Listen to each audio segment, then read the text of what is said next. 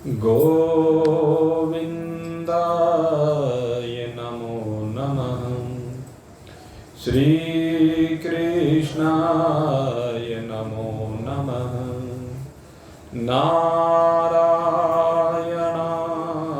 नमोस्तुते।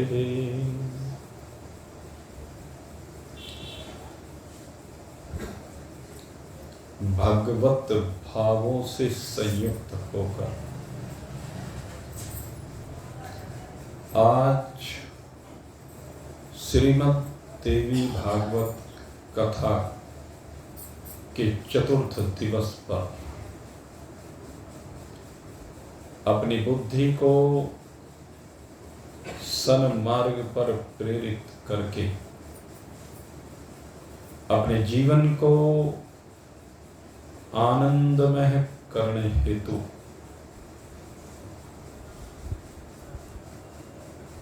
विराजमान सज्जन प्रेरित। कल की कथा में आपने श्रवण किया था कि कोई भी आश्रम, कोई भी वर्ण, कोई भी जीवन जीने की पद्धति कहीं भी बंधनकारी नहीं है। श्री सुखदेव जी को शास्त्राध्ययन और वैराग्य के कारण ऐसा लगने लगा था कि संसार बंधनकारी है, संसार के रिश्ते नाते बंधनकारी हैं। संसार में जो भी भगवान ने प्रकृति की सामग्री हमें उपलब्ध कराई है वह बंधनकारी है, या संसार में भगवान ने प्रारब्ध अनुसार जो भी भूमिका हमें प्रदान की है वह भूमिका बंधनकारी है। लेकिन वास्तविकता यह है कि बंधनकारी इनमें से कुछ भी नहीं है। बंधनकारी तो है हमारा अहम, बंधनकारी तो है हमारी ममता, बंधनकारी है हमारी विषयों में आसक्ति। अगर यदि विषयों के स्वरूप को ठीक ठीक समझ लिया जाए तो विषयों का उपयोग करते हुए भी आप निर्विषय हो सकते हैं। एक शब्द आपके लिए बंधनकारी हो सकता है। कौन सा शब्द? जो या तो स्तुति परक हो या निंदाकारक हो, वह शब्द दोनों ही प्रकार के आपके लिए बंधनकारी हो सकते हैं। क्योंकि जब किसी की प्रशंसा की जाती है तो उससे मिलने वाला सुख आपको बंधन में लाता है। जब किसी की निंदा की जाती है तो उसके कारण मिलने वाला दुख वो भी आपके लिए बंधनकारी होता है। लेकिन जब वह दोनों शब्द निष्पक्ष हो जाएं और आप निरपेक्ष हो जाएं सभी से, तो फिर शब्द आपको कहीं भी बांधने वाला नहीं रहता है। लेकिन ये निरपेक्षता की स्थिति बनाने के लिए पहले हमें किसी न किसी सद्गुरु की शरण को ग्रहण करना पड़ता है। क्योंकि सद्गुरु एक शिक्षक होते हैं जो विद्वान भी होते हैं और अनुभवी भी होते हैं। शिक्षक में ये दोनों चीजें होनी अनिवार्य है। अगर यदि शिक्षक केवल विद्वान है और अनुभवी नहीं है तो उसकी बातें केवल कहने मात्र की रह जाएंगी। गोस्वामी जी महाराज ने जो बात कही है, पर उपदेश कुशल बहु तेरे, दूसरे को उपदेश देने वाले, दूसरे को शिक्षा देने वाले बहुत हैं। लेकिन वो जो दूसरे को केवल उपदेश देते हैं, उनकी चित्त की एकाग्रता नहीं होती, उनका चित्त निरंतर भ्रमण करता है, उनका चित्त निरंतर संसार के विषयों में फंसा रहता है।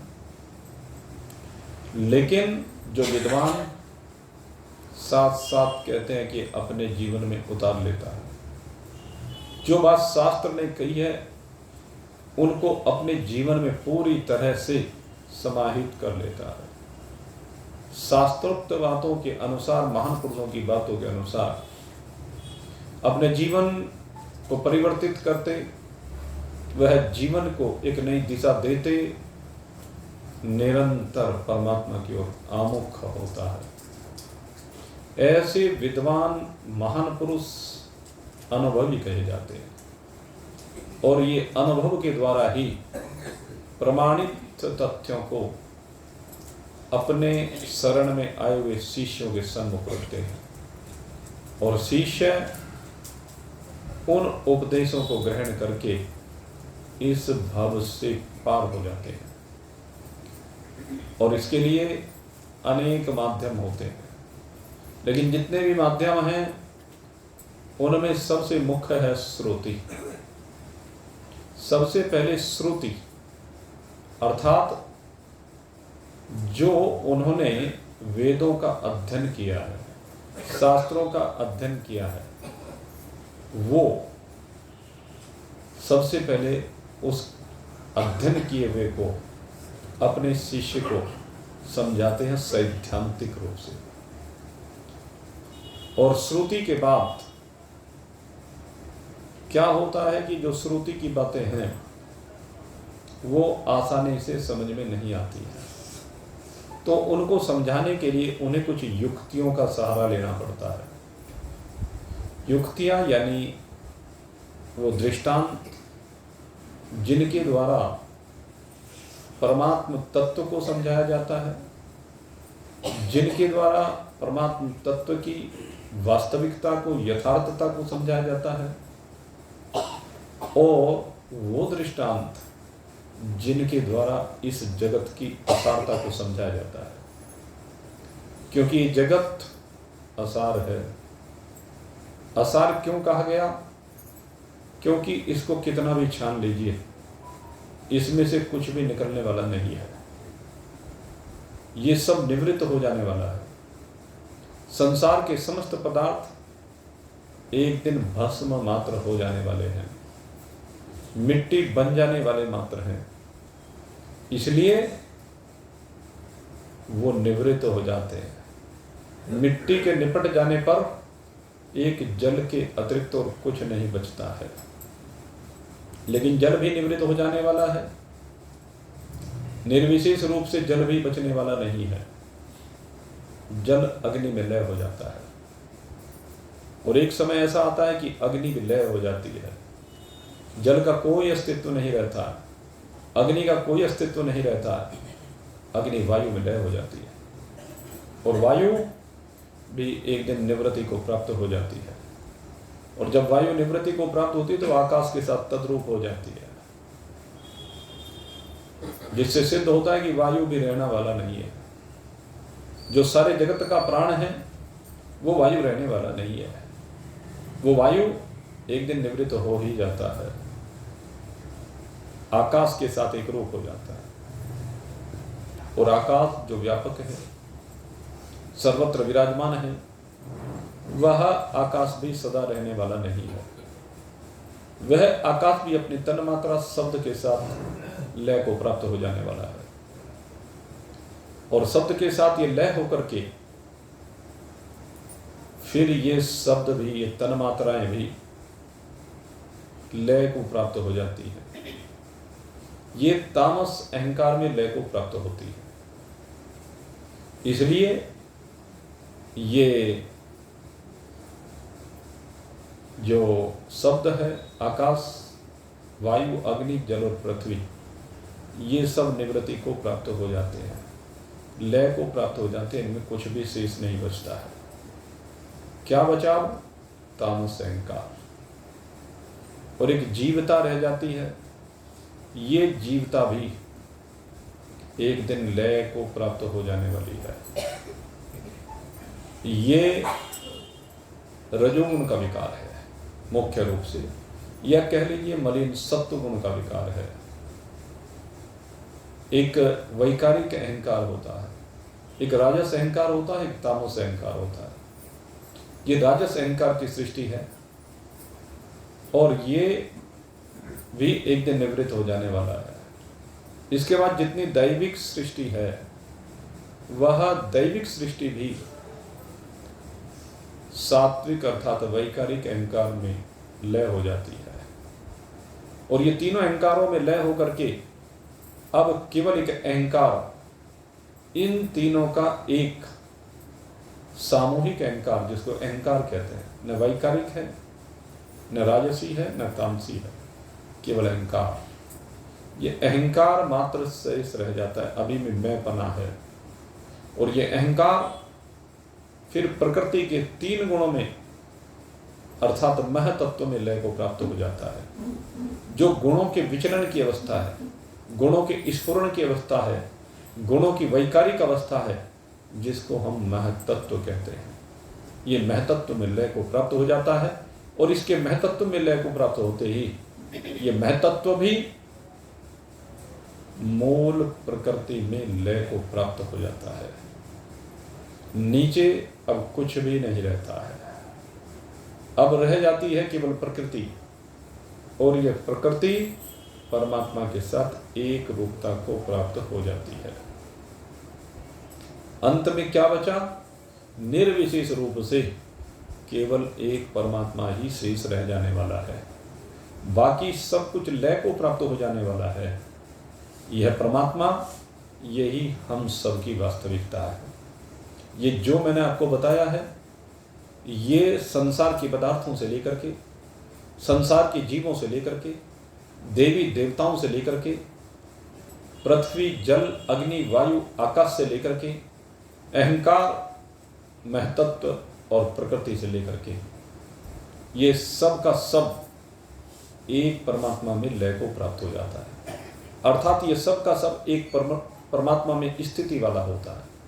अर्थात ये सब का सब ही एक परमात्मा रूप से रह जाता है। अर्थात ये सब के सब की वास्तविकता केवल और केवल एक परमात्मा ही है। इस सब की वास्तविकता एक परमात्मा से भिन्न कुछ है ही नहीं, क्योंकि यहां पर वास्तव में एक परमात्मा से भिन्न कुछ है ही नहीं। जब किसी महान पुरुष की शरण में जाकर के एक शिष्य विराजमान होता है तो वह इसी स्थिति में विराजमान हो जाता है। तो मेरे मित्रों, ये दूसरी बात होती है युक्तियां। ये महान पुरुषों की युक्तियां हैं कि ये लय हो जाता है सब, लेकिन युक्ति कौन सी है? ये तो विधि है, सिद्धांत है। अब युक्ति मैं आपको बताता हूं। युक्ति कौन सी होती है जिससे आप समझ सकते हैं कि ये कैसे लय को प्राप्त होता है। एक दृष्टांत कर आपको दिया था कि जैसे अंधकार छाया हुआ है, घोर अंधकार, कमरे में आपने प्रवेश किया, रात्रि के समय, घर से बाहर थे दिन में, और रात्रि के समय जब आप अपने कमरे में आए, बिल्कुल घोर अंधकार। जैसे ही आप अंदर गए, कभी कुर्सी से टकराए, कभी मेज से टकराए, कभी बेड से टकराए, इधर उधर टकराते फिरते रहे, चोट खाते रहे, गिरते पड़ते रहे।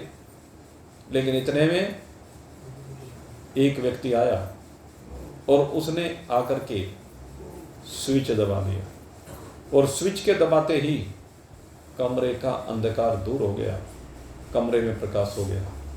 तो अंधकार कहाँ गया? अंधकार प्रकाश में लय हो गया। तो जिस प्रकार से अंधकार प्रकाश में लय हो जाता है, उसी प्रकार से ये सब कुछ परमात्मा में लय को प्राप्त हो जाता है। अब इसको दूसरे रूप में समझ लीजिए। प्रतिदिन आप लोग स्वप्नावस्था में जाते हैं जब बिस्तर पर लेट जाते हैं। वैसे तो बहुत से लोग ऐसे भी हैं जो दिन में भी बैठते हुए सपने में देखते हैं।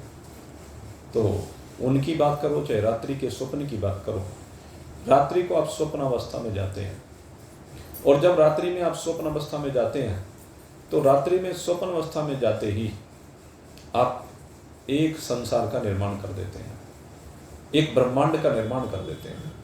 उस ब्रह्मांड में आप भी हैं, उस ब्रह्मांड में आपके माता पिता भी हैं, उस ब्रह्मांड में आपके नाते रिश्तेदार भी हैं, उस ब्रह्मांड में आकाश वायु अग्नि जल और पृथ्वी से बना हुआ सारा संसार भाषित हो रहा है। और जिस समय आप उस स्वप्न के संसार में विचरण कर रहे हैं तो सब कुछ सत्य है, वहाँ का व्यवहार भी सत्य है, वहाँ के फल भी सत्य हैं, वहाँ के मिष्ठान भी सत्य हैं, वहाँ के भोग भी सत्य हैं, एवरीथिंग इज ट्रू। वहाँ पर कुछ भी अगर यदि आप देखें तो सब कुछ सत्य है, वहाँ पर झूठ नाम की चीज नहीं है। उस समय वो इवन यहाँ तक होता है कि अगर यदि आप साधना करते हैं तो उस साधना में भगवान भी वहाँ पर प्रकट हो जाता है। तो उस स्वप्न का जो भगवान है वो चतुर्भुजी स्वरूप में आने वाले भगवान श्री हरि नारायण हो, शक्ति के उपासकों के लिए भगवान के रूप में माँ भगवती का आना हो, गणपति बाबा का हो, हनुमान जी का हो, सूर्य नारायण का हो, शंकर भगवान का हो, कृष्ण जी हो, राम जी हो, जो भी आप जिनको आप ध्याते हैं, वो कोई भी भगवान का स्वरूप आकर के प्रकट हो, किसी भी देवी देवता का स्वरूप प्रकट हो, किसी भी गुरु का स्वरूप आकर के आपके सामने प्रकट हो। अब हकीकत बात क्या है, ये जो भी कुछ प्रकट हो रहा है ये सब का सब किस में आरोपित है? ये सारा स्वप्न का संसार आप में आरोपित है। आपसे अलग इस संसार का अस्तित्व अन्यत्र कहीं भी नहीं है। ये सारे का अस्तित्व आप में है, आपसे विलग नहीं है, और इस सारे के निर्माता आप हैं। आप ही स्वप्न के ब्रह्मा हैं, आप ही स्वप्न के जितने भी जीव हैं, चाहे उसमें भगवान भी क्यों ना हो, उसके संरक्षक, उसके पालक, उसको रोटी देने वाले आप हैं। आपसे अलग कोई दूसरा नहीं है क्या? कोई विचार करके देखें, आपसे अलग वहां दूसरा कोई भी नहीं भाषित होता। आप ही एक से अनेक हो जाते हैं। जब हम कहते हैं कि जिस समय रासलीला का प्रसंग हुआ, रासलीला के प्रसंग में जिस समय गोपियां भगवान से मिलने के लिए आई, तो भगवान जितनी गोपियां थी उतने ही भगवान प्रकट हो गए। कहां प्रकट हो गए? हर गोपी के अंदर भगवान प्रकट हो गए। हर गोपी में भगवान कहां से प्रकट हुए? जैसे स्वप्न में हर स्वरूप को आपने धारण किया। एक हो हम बहुत श्याम, मैं एक अनेक रूप हो जाऊं, इस भावना के होते ही अमित रूप प्रगटे ही काल। भगवान श्री राम जब अयोध्या लौट करके आए और सब अयोध्यावासी भगवान से मिलना चाहते हैं, हर अयोध्यावासी भगवान के दर्शन के लिए लालायित है, हर अयोध्यावासी ये चाहता है कि भगवान सबसे पहले मेरे से मिले, तो अमित रूप प्रगटे ही काला। भगवान ने उसी समय अपने अमित रूप प्रकट कर दिए, अपने एक रूप को अनेक रूपों में विभक्त कर दिया। और ये कोई चमत्कार नहीं है, ये चमत्कार आप भी करते हैं। आप एक ही अनेक रूपों में स्वप्न में विभाजित हो जाते हैं। आपसे अलग कोई दूसरा नहीं है, वहां पर केवल आपकी सत्ता है, आपसे विलग किसी की भी सत्ता नहीं है। और अब मैं दूसरी बात कहता हूं, जिस समय कोई आता है, झंझोड़ता है, आपको जगाता है, और जैसे ही आप जागते हैं तो तुरंत उस संसार से निकल करके इस संसार में आ जाते हैं। और जैसे इस संसार में आते हैं तो कहते हो ये मैंने क्या देखा? ये देखा नहीं, ये तूने रच दिया, ये सारे का सारा तेरे द्वारा रचा गया है। और ये कहां लय को प्राप्त हुआ? यहां आप स्वप्न के संसार में जो भी कुछ था, इस संसार में और स्वप्न के संसार में क्या भेद है? इन दोनों के बीच में कोई डिफरेंस नहीं है। दोनों के बीच कोई डिफरेंस है क्या संसार में? जैसे पात्र यहां भासते हैं, ऐसे पात्र वहां भासते हैं। जैसे भोजन यहां करते हैं, ऐसे भोजन वहां करते हैं। जैसे रात्रि में शयन यहां करते हैं, ऐसे रात्रि में शयन वहां करते हैं। जैसे बीमार यहां होते हैं, ऐसे बीमार वहां होते हैं। जैसे बीमार होने पर डॉक्टर के पास यहां जाते हैं, ऐसे वहां जाते हैं। जैसे भक्त यहां पर उपासना करता है, वैसे उसमें भी उपासना करता है। सब कुछ ज्यों का त्यों। हाँ, फिर इस डिफरेंस को क्यों नहीं समझ पा रहे हैं? एक झटके में स्वप्न का संसार आत्मलय को प्राप्त हो जाता है। ठीक इसी प्रकार से मृत्यु रूपी एक झटका आता है और उसमें सारे का सारा संसार आप ही में लय को प्राप्त हो जाए। आपसे अलग कहीं दूसरी में लय नहीं होता है। होता हो तो बता दो भाई मेरे को, होता है कहीं? देखा है कभी किसी ने आपसे अलग कहीं लय होगा? किसी ने देखा हो तो बताओ भाई। मुझे तो कहीं दिखाई देता नहीं है ये किसी दूसरे में लय होता हुआ। लेकिन हम सोचते हैं, वो भी हमने अपने संसार बना रखे हैं, यहां से यमलोक में जाएंगे, यमलोक में दूत आएंगे, वो संसार भी तुम्हारा ही बना है, वो संयमनी पूरी भी तुमने ही बना रखी है। स्वर्ग में जाएंगे, वो भी तुम ही निर्माता हो। वैकुंठ में जाएंगे, हकीकत यही है उसके निर्माता भी आप ही हैं, लेकिन आपको भ्रम है और उस भ्रम से हम बाहर नहीं निकल पाते क्योंकि हम ब्रह्म को नहीं जानते। जिस समय ब्रह्म को जान लिया जाता है, यह भ्रम दूर हो जाता है। और इस भ्रम से निपटने के लिए इस संसार में वैराग्य की आवश्यकता है। इस संसार में वैराग्य प्राप्त करना जरूरी है, क्योंकि जब तक वैराग्य को आप प्राप्त नहीं होंगे मेरे मित्रों, ये भ्रम दूर नहीं होगा। रोज यम बुलाएगा, रोज न जाने क्या क्या परिस्थितियां आपको देखनी पड़ेंगी। चिंतन कीजिए। जब ये बुलावा आता है ना तो रोता है आदमी। लेकिन आपको कथा सुनाई थी कि जब वो चित्रकेतु, भागवत में कथा सुनाई थी, चित्रकेतु का बेटा मर गया तो उस चित्रकेतु के बेटे को अंगिरा ऋषि ने तभी बुला दिया होना, जब रुदन कर रहे थे। और रुदन करते हुए जब उसको बुलाया गया तो बुलाने पर उसने क्या जवाब दिया? अंगिरा ऋषि ने कहा कि ये तेरे माता हैं, पिता हैं, ये दुखी हो रहे हैं। लेकिन उसने कहा कौन माता, कौन पिता, किसका माता, किसके पिता? कहने लगे पता नहीं कितनी बार मैं इनका माता पिता बना हूं, कितनी बार ये मेरे माता पिता बने, पता नहीं कहां कहां हम भ्रमण करके आए। तो भाई नाता कितनी देर का है? जब तक इस शरीर में जीव बैठा हुआ है, और तभी तक ये भ्रम रहता, अज्ञान के कारण से भ्रम रहता है। इस भ्रम को दूर करना है, और भ्रम को दूर करने के लिए मैं फिर कहता हूं वैराग्य जीवन में होना जरूरी है। और वैराग्य कब होगा? जब परिस्थिति के ऊपर विचार करोगे, इस शरीर के ऊपर विचार करोगे, अपनी क्रियाओं के ऊपर विचार करोगे, अपने संसार के ऊपर विचार करोगे।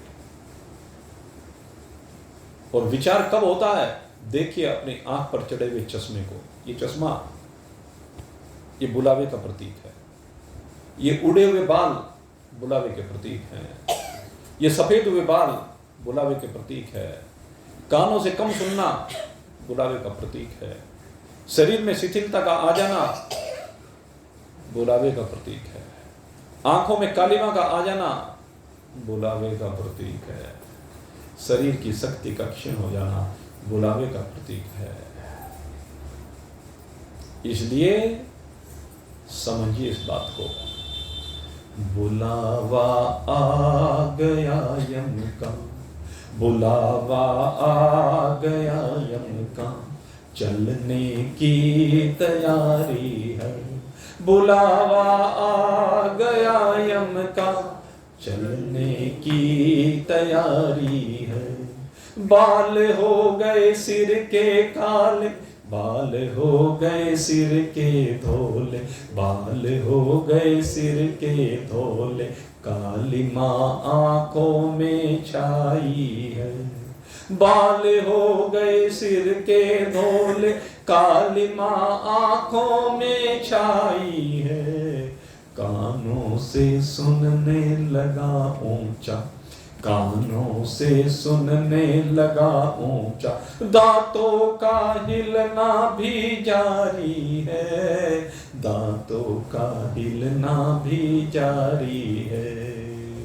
बुलावा आ गया यम का, चलने की तैयारी है, बुलावा आ गया यम का, चलने की तैयारी है।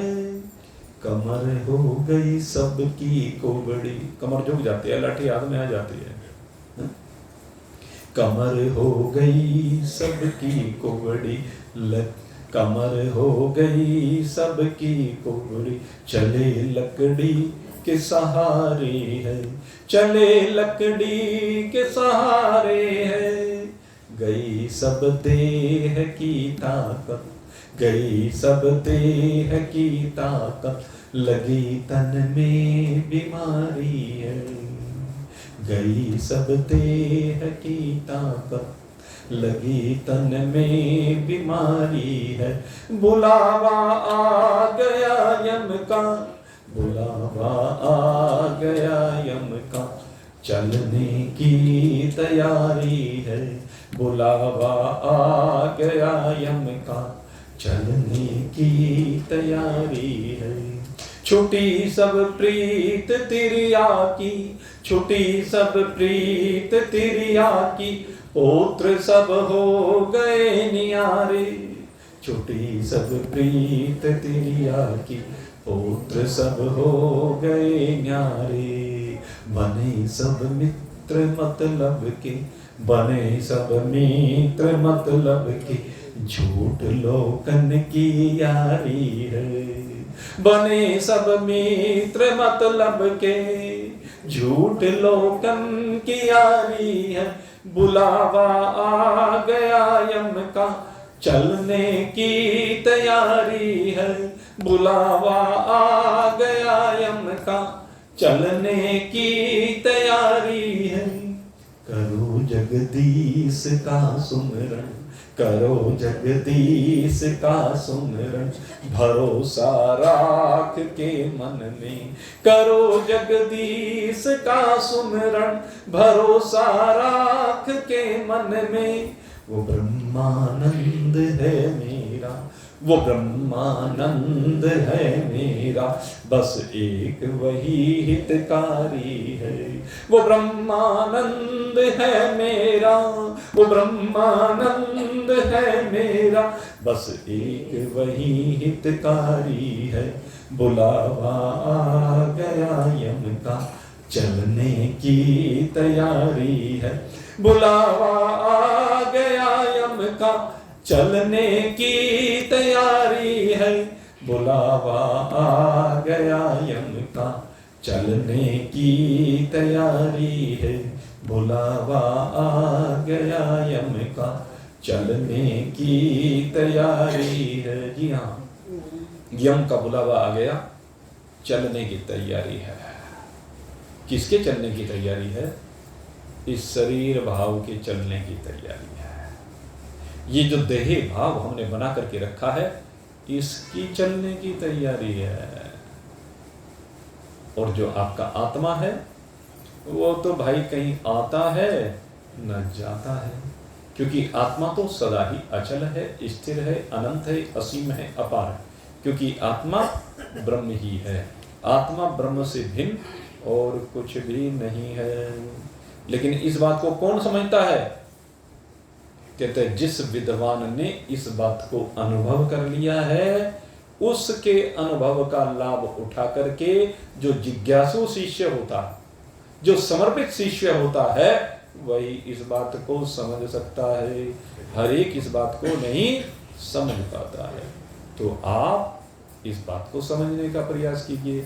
3 चीजें हुई, एक श्रुति हुई, एक युक्ति हुई और एक अपना अनुभव हुआ। सबसे कीमती क्या है? सबसे कीमती है आपका अपना अनुभव। और अनुभव तभी होगा जब युक्तियों के सहारे श्रुति को जाना है। बिना श्रुति को जाने अनुभव नहीं हो सकता। इसलिए महान पुरुषों की शरण को प्राप्त होना नितांत आवश्यक है। और उसी के लिए हम ये भागवत कथाएं माध्यम बन जाती।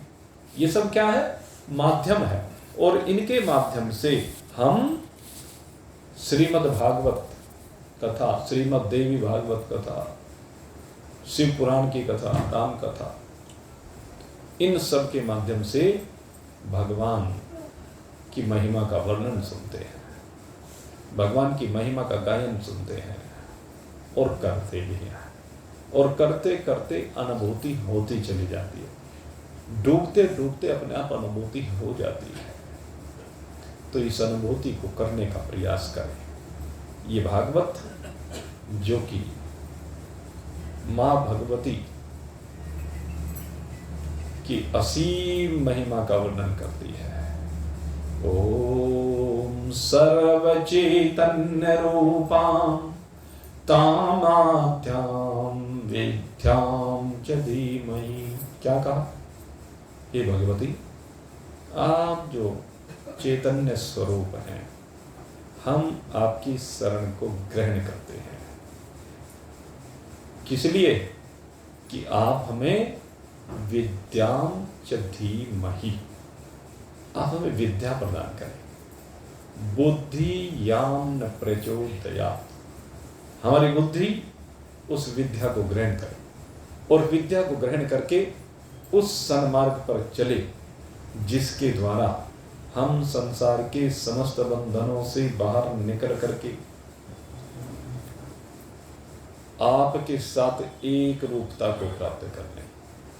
यहाँ जो माँ भगवती की उपासना की गई है वो किस रूप में की गई है? ब्रह्म रूप में उपासना की गई है। और ब्रह्म रूप में उपासना करते हुए माँ भगवती को क्या कहा गया? सर्व खल विदम एवाहम नान्यदस्ति सनातन। हे माँ भगवती, ये जो भी कुछ प्रतीत हो रहा है, जागृत का स्वप्न कहिए या स्वप्न का स्वप्न कहिए या सुसुप्ति का स्वप्न कहिए, कहते माता ये सब का सब, क्योंकि इससे विलग जगत कुछ है ही नहीं। चाहे स्थूल जगत की बात हो, चाहे सूक्ष्म जगत की बात हो, चाहे कारण जगत की बात हो, ये सब का सब आप ही का स्वरूप है, आपसे भिन्न कुछ भी नहीं है। और भाई सब थोड़े थोड़े से आगे को आ जाओ, जरा पीछे जगह नहीं रही, और दो जने यहाँ स्टूल पे आ सकते हैं अगर यदि किसी को आना हो, ठीक है, मिल मिल के बैठ जाइए। बीच में जहाँ कहीं भी गैप है उसको भर दीजिए, दोनों तरफ, इधर भी आप लोग आगे को बैठ करके मिल करके बैठ जाइए, जिससे आगे जो भी आ रहे हैं उनके लिए स्थान हो जाए। बोल सचिया जोता वाली माता तेरी सदा ही जय। क्या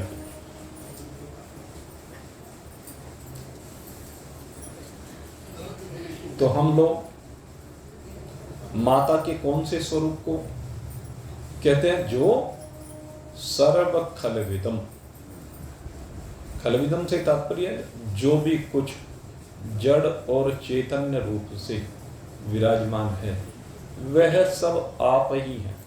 और इसको अभी अभी आपको समझाया किस प्रकार से आप हैं, आपसे भिन्न कुछ भी नहीं है। तो माँ भगवती से भिन्न इस संसार में कुछ भी नहीं है। जो भी कुछ है वो माँ भगवती का ही स्वरूप है। इस बात को भगवान वेदव्यास जी ने हमारे सन्मुख वर्णन किया, और भगवान वेदव्यास जी ने जो हमारे सामने वर्णन किया है वही सब कुछ आपके सामने रख रहे हैं। और इसमें एक घटना आती है, इसकी महिमा कितनी है। कल हमने आपके सामने माँ भगवती की महिमा का वर्णन किया था। आज भगवान भी, वो भगवान जो सबके आदि कारण है, सगुण साकार रूप में भगवान श्री हरिनारायण भी माँ भगवती की ही शरण को प्राप्त होते हैं। बड़ा आश्चर्य होता है जब ये बात सुनने को मिलती है, लेकिन वास्तविकता ही है। माँ भगवती का कौन सा स्वरूप? जो मैंने बताया कि ब्रह्म की जो शक्ति, उस स्वरूप की बात मैं कर रहा हूँ। लक्ष्मी जी की शरण की बात नहीं कर रहा हूँ, सरस्वती जी की शरण की बात नहीं कर रहा हूँ, गौरा की शरण की बात नहीं कर रहा हूँ।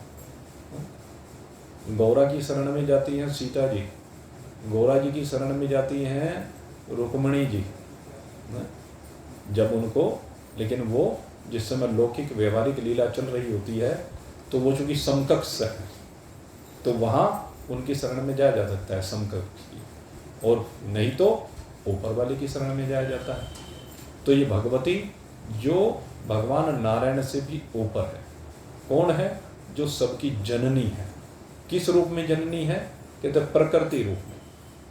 इस प्रकृति में जब ब्रह्म का प्रतिबिंब पड़ता है, इस भगवती में जब ब्रह्म का प्रतिबिंब पड़ता है, ये कह लीजिए प्रकृति माने भगवती, इस प्रकृति में भगवती में जब परमात्मा का प्रतिबिंब पड़ता है तो ये भगवती ब्रह्मा की भी कारक है, विष्णु की भी कारक है और रुद्र की भी कारक है, और आगे परंपरा से सबकी कारक यही है, इसलिए इसको जग जननी कहा गया।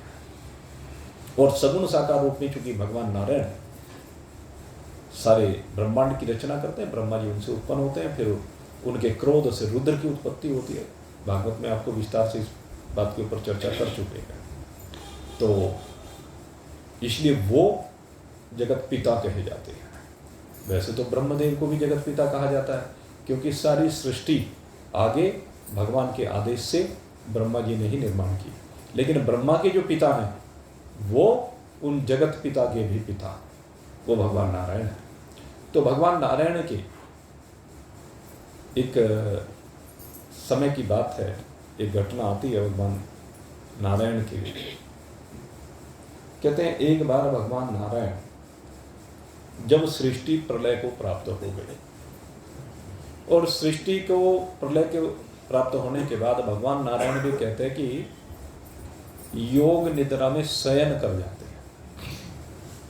जब योग निद्रा में भगवान नारायण शयन कर रहे थे तो कहते हैं उसी समय भगवान नारायण के कानों के मैल से, कर्ण मल जिसको कहा गया, कहते उनके कानों के मैल से दो असुर प्रकट हो गए। आपको बड़ा अचंभा लगता होगा। कई बार जब हमारे पुराणों में ये इस तरह की चर्चाएं की जाती हैं कि पता नहीं कौन कहाँ से किस किस तरह से प्रकट हो गए, क्योंकि एक कथा आगे आपको और मैं सुनाऊंगा, उसमें भी आपको बड़ा विचित्र सा लगेगा। इसलिए मैं इस शंका को आपके साथ साथ दूर करके चलता हूँ, क्योंकि कथाओं का जो प्रयोजन है किस्से कहानी सुनाना नहीं होता। केवल किस्से कहानी भी आते हैं, लेकिन उनके माध्यम से आपके संशयों की निवृत्ति की जाती है। क्या मैल से जीवों की उत्पत्ति संभव है? तो है। और वो कैसे? 4 प्रकार की सृष्टि होती है, मैं बताऊं आपको। ये जो सृष्टि का सृजन होता है, ये वैकृत सृष्टि जो है, एक तो प्राकृत सृष्टि होती है, एक वैकृत सृष्टि होती है। 6 प्रकार की प्राकृत सृष्टि है और 4 प्रकार की वैकृत सृष्टि होती है। 6 प्रकार की जो प्राकृत सृष्टि है वो सूक्ष्म रूपा है, लेकिन सूक्ष्म रूपा प्रकृति जब स्थूल रूप में प्रकट होती है तो वैकृत सृष्टि कहलाती है। और वो वैकृत सृष्टि 4 प्रकार से उत्पन्न होती है।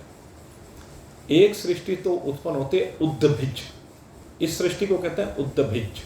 उद्भिज से तात्पर्य होता है जैसे धरती से फाड़ करके इसमें से वृक्षों की उत्पत्ति होती है, इसको कहते हैं उद्भिज। जैसे आपके सिर की त्वचा को फाड़ करके या शरीर की त्वचा को फाड़ करके सारे रोम प्रकट हो जाते हैं, ये क्या है? उद्भिज प्रकृति है। जब ये नीचे से निकल करके आए और फाड़ कर भी निकले और कोई घाव भी ना करे, इस प्रकृति की सबसे बड़ी विशेषता क्या है? आप सोचिए भाई, धरती को फाड़ के निकल रहे हैं वृक्ष और कोई घाव, कोई कष्ट, कोई पीड़ा धरती को नहीं होती है। बाल निकलते हैं त्वचा। भाई शिव कुमार जी, बार बार क्यों आप डिस्टर्ब करते हो? मैंने सुबह, आप बैठ जाओ आराम से, ये बार बार मत आया करो, अपने आप बैठेगा जो जिसको बैठना है। तो ये जो उद्भिज प्रकृति में ये बाल प्रकट होते हैं, अब बाल कटवा देते हैं फिर से प्रकट हो जाते हैं, कटवा देते हैं फिर प्रकट हो जाते हैं। तो कितने छिद्र हैं आपके शरीर में? इन छिद्रों से कभी रक्त निकलता देखा है कोई बाल के निकलने पर? कभी नहीं निकलता है। तो ये उद्भिज प्रकृति की विशेषता है। दूसरी प्रकृति होती है अंडज प्रकृति। अंडज प्रकृति से तात्पर्य है जो अंडे को फोड़ करके जीव बाहर निकलता है। अंडे को फोड़ करके आप देखते हैं जितने भी पक्षी हैं, अगर यदि आप उनको देखें तो वो अंडे के अंदर ही उनका विकास होता है और अंडे को फाड़ करके चिड़िया है, कबूतर है, कौवा है इत्यादि इस तरह के बहुत से प्रकृति है जो अंडज कहलाती है। तो दूसरी प्रकृति ये होती है अंडज। और तीसरी प्रकृति होती है जरायुज।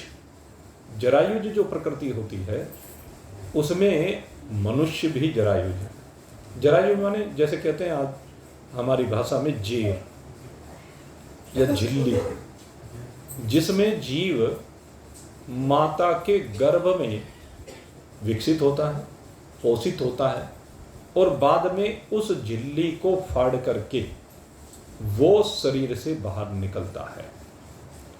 ये जन्म जो होता है ये गर्भ से जेर के अंदर लिपटा हुआ जीव फिर बाहर आता है, चाहे वह मानवीय सृष्टि हो, चाहे वह पाशविक सृष्टि हो, गायें है, भैंस है, बकरी है इत्यादि, इन सब में ये जरायुज सृष्टि होती है।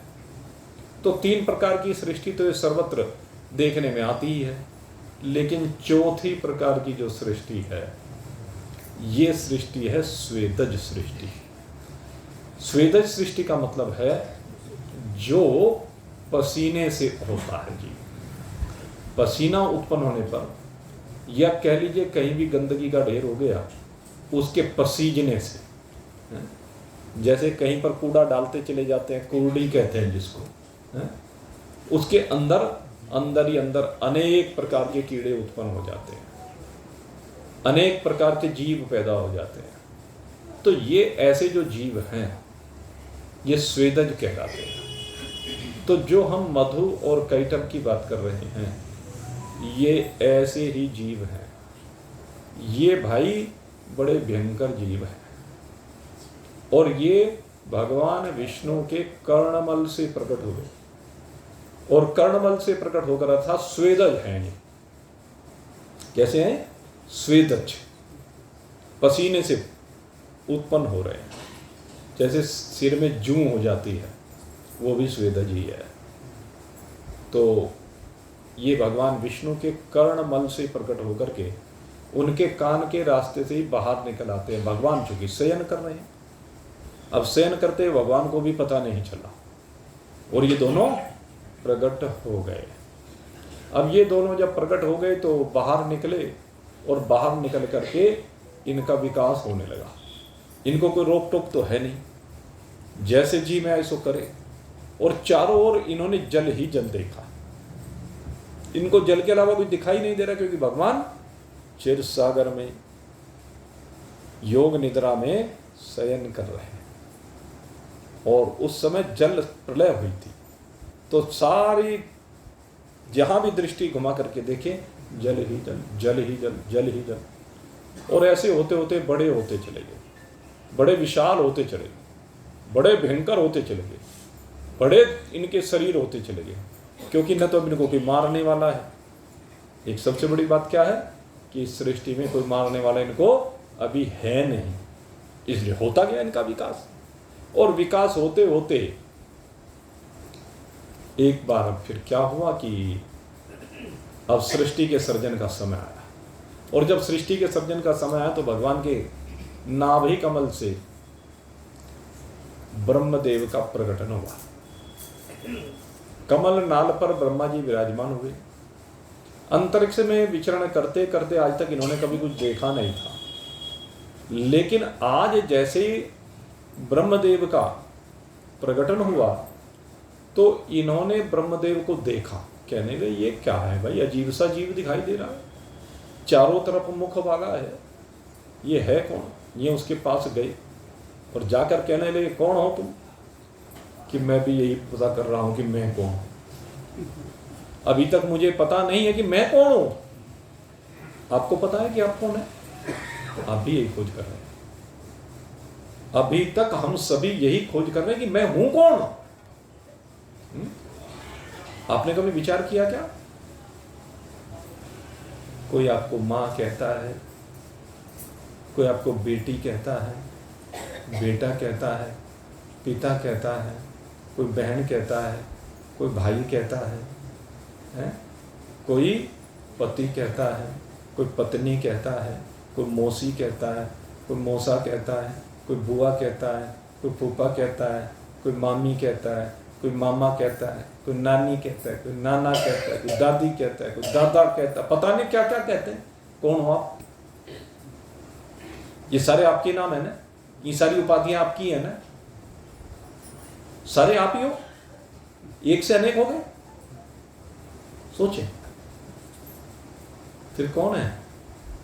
ये तो संबंध सूचक है, जिसने जो संबंध जोड़ा वो उच्चारण कर दिए। फिर इस देह को मैं कहने लगते हैं। ये स्थूल देह जो सारे व्यवहार करती हुई दिखाई देती है, ये स्थूल देह जो परिवर्तनशील है, जो कभी भी स्थिर नहीं रहती, हर क्षण क्षण में इसमें परिवर्तन हो जाता है। क्षण क्षण में रंग बदले दुनिया। सारा संसार की विशेषता क्या है? क्षण क्षण में रंग बदल जाती है दुनिया, और इस बदलते हुए रंग को हम देख नहीं पाते, इस बदलते हुए संसार को हम देख नहीं पाते। और जो न बदलने वाला है उसको तो देख ही नहीं पाते। वो न बदलने वाला इस बदलने वाले के अंदर ही विराजमान है, और जो न बदलने वाला है उसको जानना है। जो बदलने वाला है वो आप कैसे हो सकते हैं? जो न बदलने वाला है वही आप है। आपको उसको, उस मैं को ढूंढना है जो वास्तविक मैं है। तो ब्रह्मदेव ने कहा कि मैं भी ये ढूंढना चाह रहा हूं कि मैं कौन हूं। तो अपने को ढूंढने के लिए निकले, कमलनाल के अंदर प्रवेश किया, लेकिन कहीं आखिरी छोर कोई मिला नहीं, लौट करके फिर से वापस आ गए। बोले मुझे तो पता चला नहीं कि मैं कौन हूं। कहने लगे कोई बात नहीं, तुम कौन हो हमें पता नहीं, लेकिन हम मधुर कैटब हैं, आओ हमारे साथ युद्ध करो। कहने लगे भाई देखो ऐसा है, मैं तुम्हारे साथ युद्ध नहीं कर सकता। और क्यों करूं? मेरा तुम्हारे साथ कोई द्वेष न, मेरी कोई मित्रता है न कोई शत्रुता है। तुम्हारी भी मेरे साथ कोई मित्रता न शत्रुता, इसलिए भाई मैं तो नहीं कर सकता। फिर कौन करेगा? कि भाई हमें नहीं पता कौन कर सकता, मैं तो नहीं कर सकता, मैं तो तुम्हारे से वैसे ही हार मान लेता हूं। ये ब्रह्मा जी से गुण ले लीजिए। ब्रह्मा जी उन असुरों से यूं ही हाथ जोड़ करके हार मान लेते हैं। क्या बिगड़ गया ब्रह्मा जी का? घर गृहस्थी के रोज के कामों में, अपने व्यापार के कामों में, अपने समाज के कामों में अगर यही हाथ जोड़कर ब्रह्मा जी की तरह से हार मान, क्या बिगड़ गया आपका? जो छोटे बाप के बन जाते हैं उनका क्या बिगड़ता है? अरे फलदार वृक्ष नीचे झुक जाता है, जिसके पास माल होता है वो झुकता है, और जिसके पास कुछ नहीं होता वो अकड़ता है। इसलिए इस अकड़ने को छोड़िए, झुकना सीखिए। जब ब्रह्मदेव झुक सकते हैं तो हम नहीं झुक सकते क्या? यहां पर गांधी जी के उस सूत्र को भी जीवन में धारण करने की आवश्यकता है। कोई तुम्हारे एक गाल पर थप्पड़ मारे तो दूसरा गाल भी उसके आगे कर दो, हंस रहे हैं जी, किसकी इतनी हिम्मत है? हमारे मार दे पहले तो बात, और अगर यदि मार दिया एक के इतना चार ना करे तो फिर बस यही। गाली आवत एक है, उलटत हो ये अनेक, कह कबीर मत उलटिए, वही एक की एक। मेरे गुरुदेव तो यही कहा करते थे। वो कहा करते थे भाई कोई बात नहीं, क्या फर्क पड़ गया। एक कथा सुनाते थे।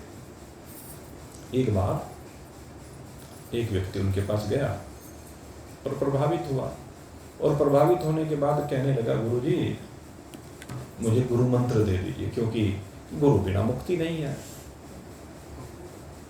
आप सब जानते हैं गुरु के बगैर मुक्ति तो है ही नहीं भाई। लेकिन मुक्ति किससे? दुखों से। मुक्ति किससे? आवागमन के चक्र से। मुक्ति आपको चाहिए इससे।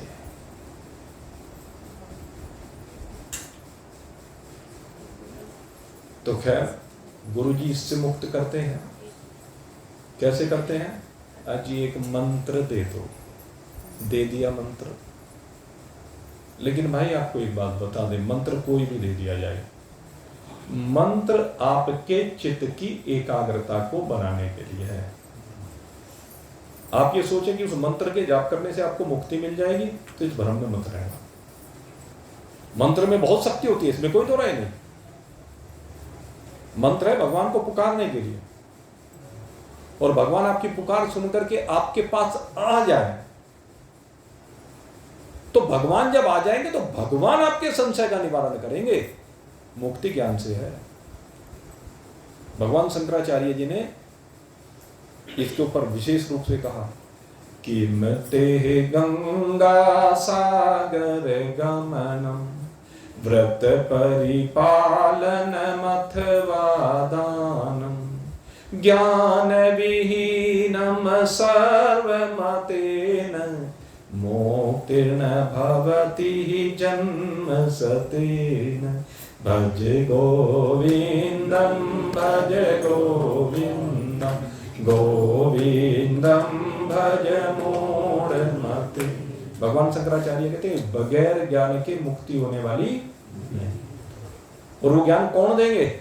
या तो भगवान स्वयं देंगे, या भगवान के जो प्रतिनिधि महान पुरुष हैं वो देंगे।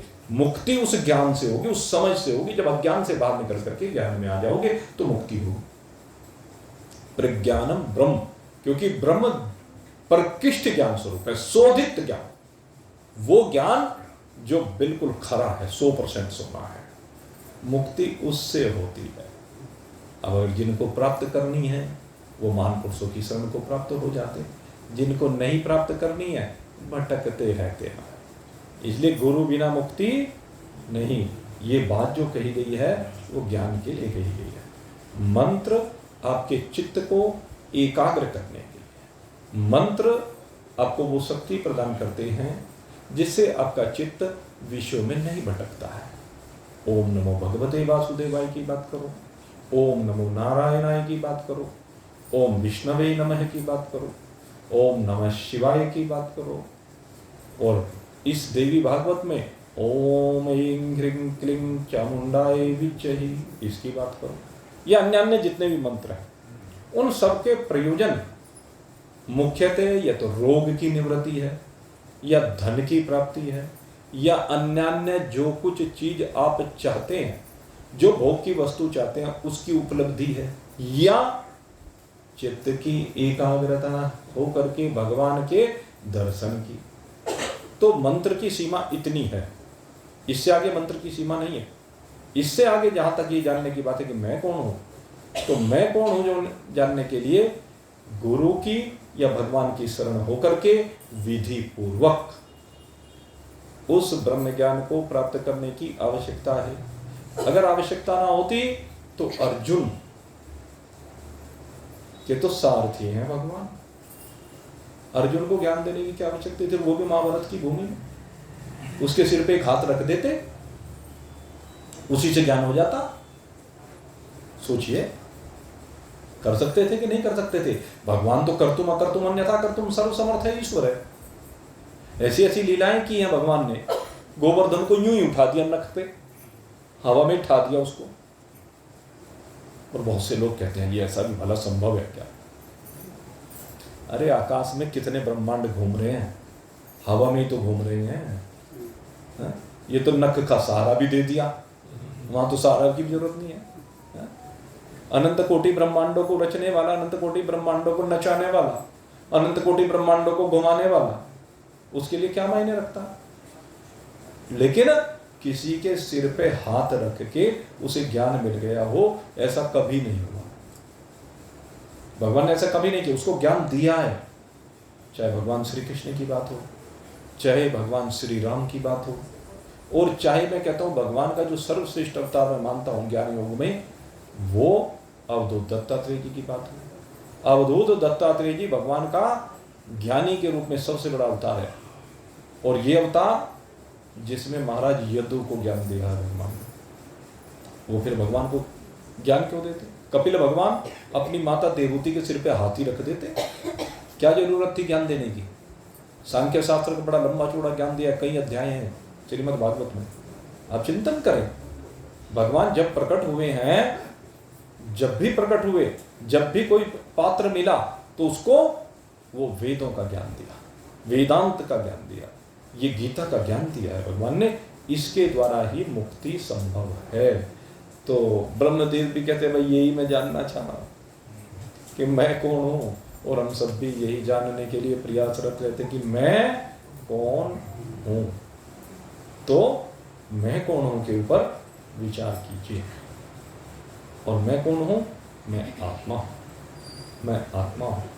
तो खैर ब्रह्मदेव ने हाथ जोड़ दिए, छोटे बन गए, लेकिन छोटे बढ़ने से वो छोटे नहीं हुए। हम अगर यदि छोटे बन दें, हाथ जोड़ दें, तो हम छोटे नहीं हो जाते हैं। अरे किसी के दुख का कारण कभी मत बने। बड़े जब आप बनते हैं तो आप दूसरे के दुख का कारण बनते हैं। छोटे बन जाइए तो सुख का कारण बन जाओगे। संसार का नियम यही है, भगवान की व्यवस्था यही है। आप सुख का कारण बनिए, दुख का कारण मत बनिए।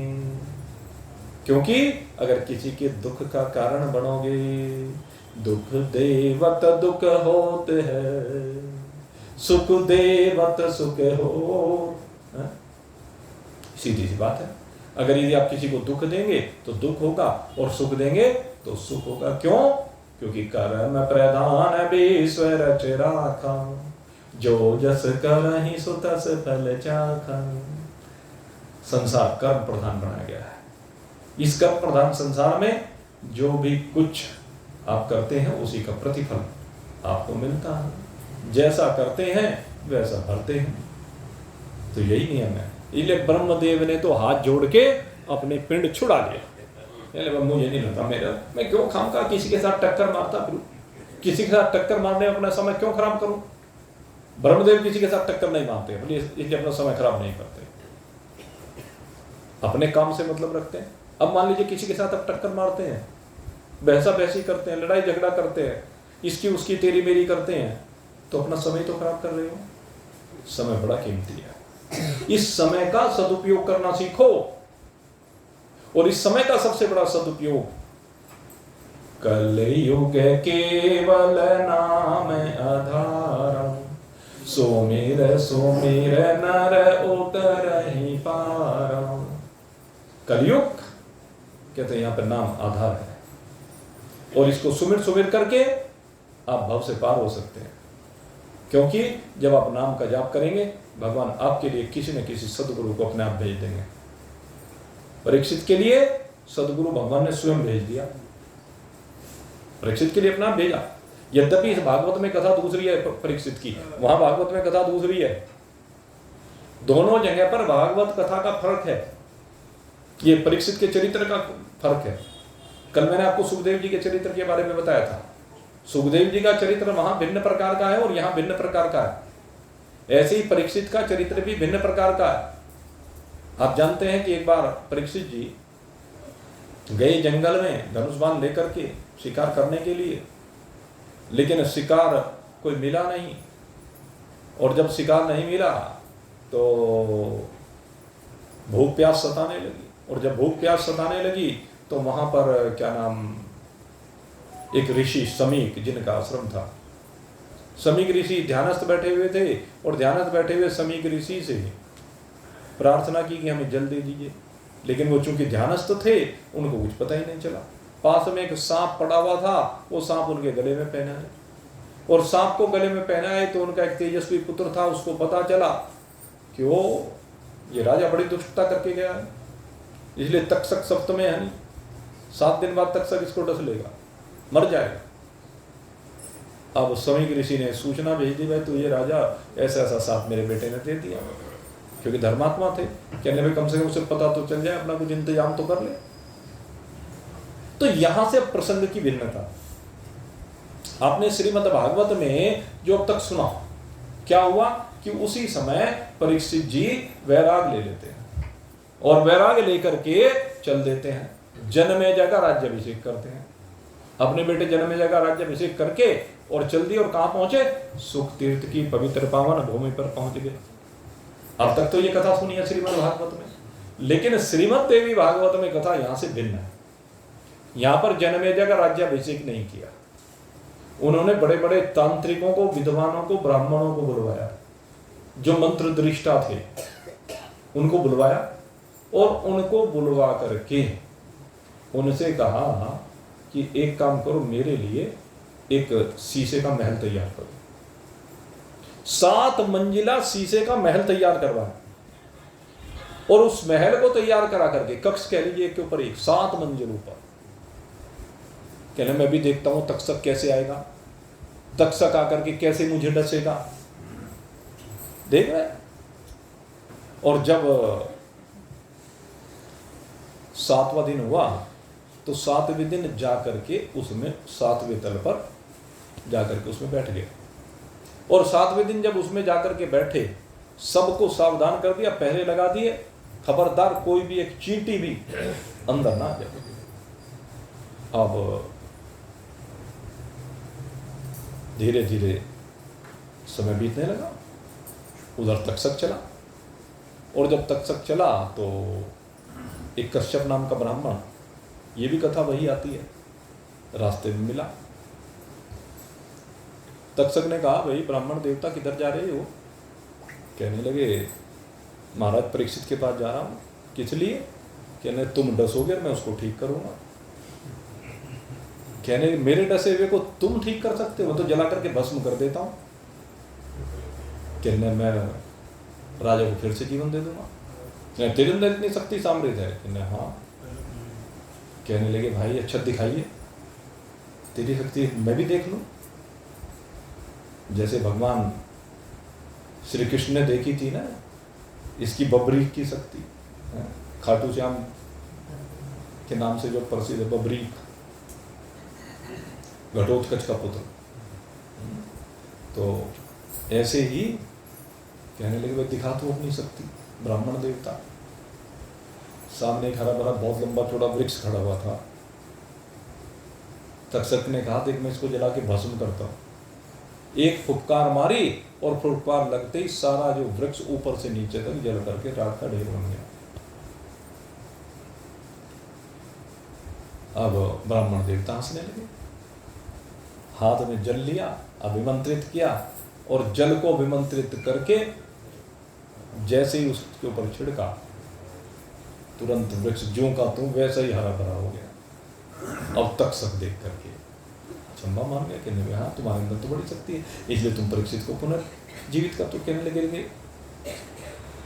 लेकिन हे ब्राह्मण देवता तुम तो विधि के रक्षक हो, तुम्हारा तो जन्म ही विधि की रक्षा करने के लिए हुआ है, तुम ऐसा काम क्यों करना चाहते हो? हमारा राजा बड़ा धर्मात्मा है, और फिर मैं जब उसको जीवित करूंगा तो मुझे बहुत सा इनाम देगा, फिर मुझे सारी जिंदगी कुछ करने की आवश्यकता नहीं। कहने लगे भाई विधि के विधान में हस्तक्षेप नहीं करना चाहिए। अब उस राजा का समय आ गया है, तक्षक एक माध्यम बन रहा है, विधि का विधान है, जब उसका समय आ जाता है उसको कोई टाल नहीं सकता। कहने तुम एक काम करो, तुम्हें धन का लालच है ना, लो धन तुम्हें मैं दे देता। अब कश्यप को मनोवांछित धन दे दिया, और उसके बाद तक्षक चला। अब तक्षक अपने साथियों के साथ चला, और साथियों के साथ चल करके आया, देखा वहां देखा तो वहां तो बड़ा महल बना हुआ है। अब कहने लगे इसमें प्रवेश कैसे करें? शीशे का महल है, चींटी तक का प्रवेश नहीं हो सकता, और अब नाग तो जाए कैसे? तो तक्षक विचार करते, और आखिर विचार करने के बाद वो कहने लगे दूसरा रूप धारण करके जाओ। लेकिन क्या था कि जो बड़े बड़े मंत्रज्ञ थे उन्होंने औषधियों से ऐसा उसको सुरक्षित कर दिया था कि तक्षक उसके अंदर प्रविष्ट ही नहीं हो सकता था। अगर उसके अंदर प्रविष्ट होने का प्रयास करता तो उससे टकरा करके जल करके भस्म हो जाता तक्षक ही। ऐसी मंत्रों में शक्ति थी, ऐसी औषधियां लगा रखी थी। जैसे लक्ष्मण रेखा का पता है आपको, सीता जी की सुरक्षा के लिए लक्ष्मण रेखा खींच करके गए, और उसकी विशेषता क्या, सीता जी तो उससे बाहर आ सकती थी लेकिन उसके अंदर कोई नहीं जा सकता। ऐसे यहां हुआ, अब तक सब अंदर जा नहीं सकता। वो विचार करने लगा किया क्या जाए, तो युक्ति कहने, लेकिन काल तो आज ही लिखा है इसका, काल तो जो समय निश्चित है उस समय भाई कोई रोक नहीं सकता। तो खैर उसने अपने साथियों के साथ उसने ब्राह्मण का स्वरूप धारण किया या महात्माओं का शरीर धारण किया, जो भी कह लीजिए। तो वो शरीर धारण करने के बाद वो जो रक्षक थे वहां, उन रक्षकों के पास पहुंचा और रक्षकों के पास पहुंच करके कहा कि हम भाई बहुत दूर से आए हैं, हिमालय से आए हैं, बड़ी ऊंची ऊंची पहाड़ियां हिमाच्छादित, वहां से हम लोग आए हैं और हमें मालूम हुआ है कि महाराज परीक्षित को साप हो गया, तो उस साप से हम उसकी रक्षा करना चाहते हैं और हम बहुत मंत्र शक्ति हमारे पास है और हम तक्षक को उसके पास नहीं जाने देंगे। आप एक बार महाराज से हमें मिलवा दीजिए, हम उनकी सुरक्षा कर देंगे। कहने भाई कुछ ही करो, आज तो महाराज जी किसी से मिलेंगे नहीं। महाराज जी ने साफ कह दिया, उनका ऑर्डर है चाहे कोई भी आए, आज तो भगवान भी आ जाए तो उनसे भी नहीं मिलते।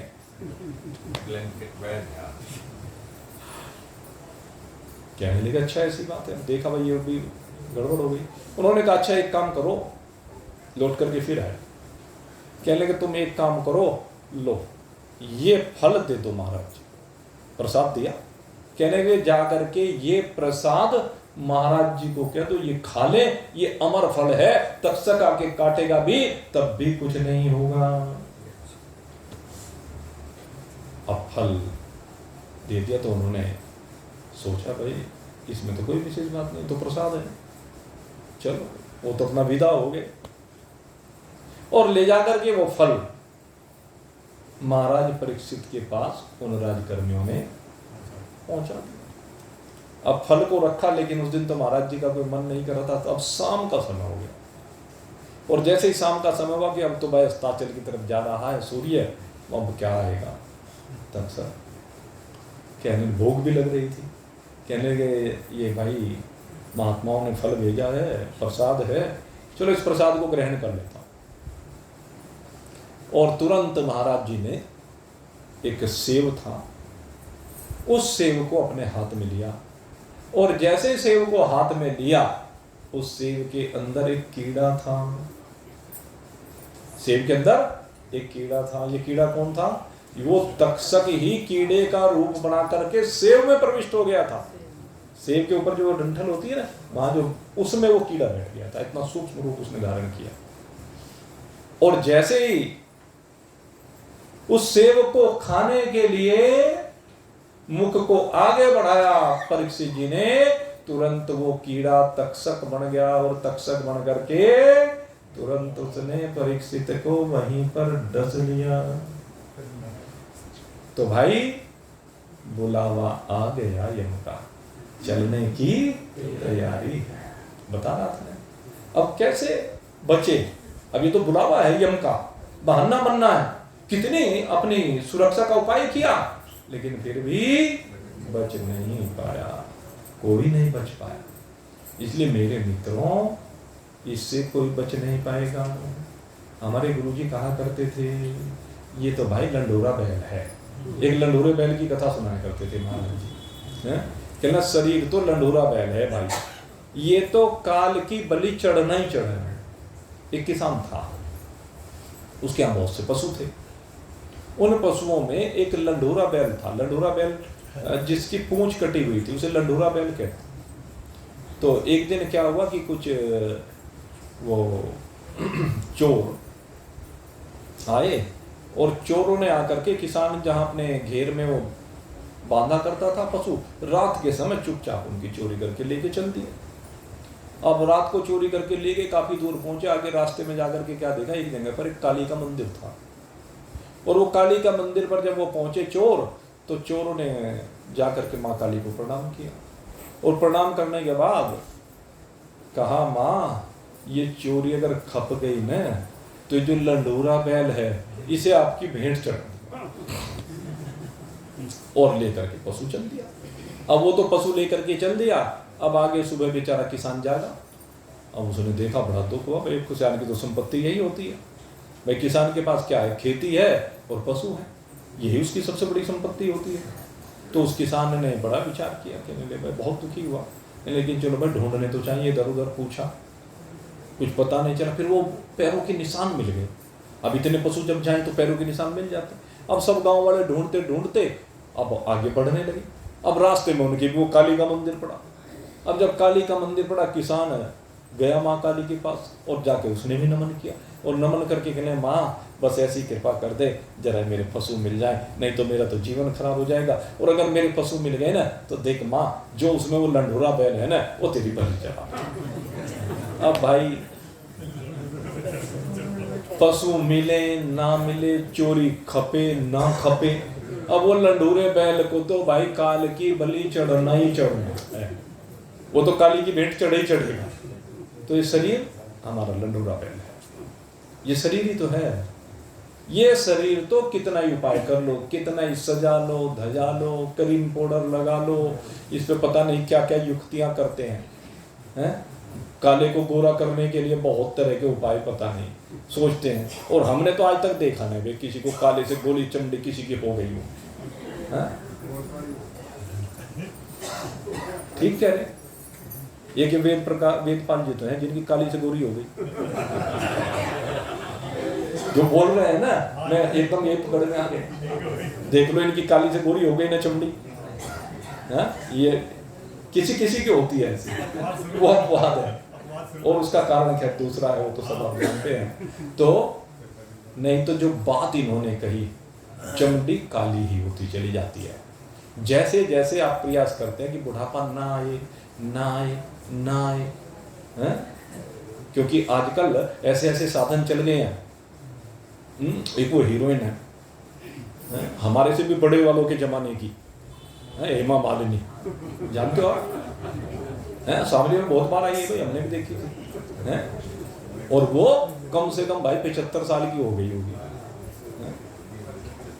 क्योंकि जो हमारे बड़े बड़े बैठे हुए हैं, इन्होंने उनकी फिल्में देखी, तो ये जानते हैं। अब भी उसको देखो, उसके चेहरे पे अब भी झुर्रियां नहीं दिखाई देती। उसके पीछे क्या कारण है?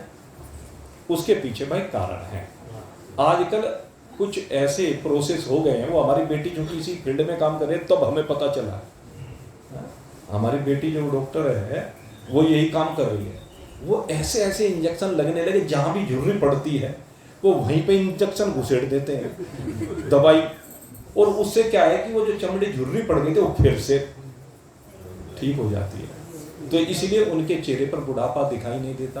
पर भाई को से चेहरे पे दिखो या ना दिखो, जब ये घड़ी आ गई तो भाई ये घड़ी टाली नहीं जाएगी। जब तेरी टोली निकाली जाएगी, बिन मुहूर्त के उठा ली जाएगी। जब तेरी टोली निकाली जाएगी, बिन मुहूर्त के उठा ली जाएगी। जर सिकंदर का यहीं पर रह गया, मरते दम लुकमान भी ये कह गया। सबके साथ है भाई। जब आखिरी घड़ी सिकंदर की आई थी तो क्या कहा था? जब कोई हकीम ठीक नहीं कर पाया, क्या कहा?